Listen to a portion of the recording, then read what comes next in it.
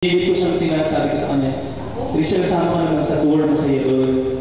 Ang sabi niya, magpapaalam daw po siya. Then, on the following day, sabi po niya, Sir, pwede po ba may chaperone? Sabi ko, pwede. Then, nag-text po siya. Sabi niya, hindi daw po siya makakasama dahil hindi daw po siya pinayagan.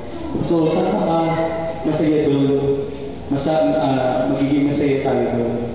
Kaya lang, hindi ko na po siya pinilit kasi hindi na po siya pinayagan na namin. Then, nag-iintay po ako. Pagkatapos po ng tour, hindi na po siya pumasok.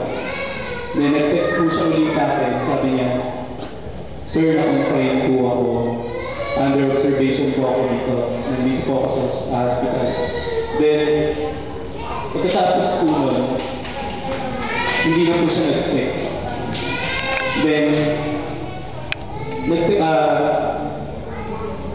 nag-text po uli siya. Sabi niya, okay na daw po siya, ready for school. Yun po yung hinintay namin. During preparation period na exam namin, meron kaming usapan ng mga klase niya tungkol sa kanya. Ano na kayang nangyari kay Richelle? Sigurado, pagpasok doon, ang taba na naman.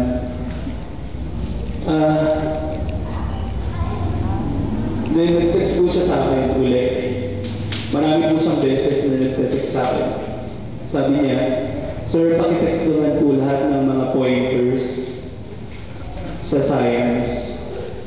And sabi niya, paki-explain ko na rin daw po sa kanya pagpasok niya lahat ng lessons. So, kahit na may sakit siya, ang iniintindi niya pa rin yung pag-aaral niya.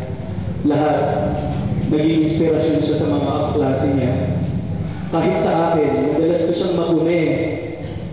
Pinagbibiroan nga po namin ni Mrs. Ocampo. Pagka pumupunta siya sa faculty, sabi niya, kung pwede daw siyang special exam or special quiz. Oo naman, bakit naman? Tapos, ang sabi ko pa nga sa kanya, nung nagbigay po ako sa kanya ng special quiz, sabi ko sa kanya, dapat hindi ka na nag-special quiz. Perfect mo naman lahat 100 naman pala dapat hindi ka na one special quiz.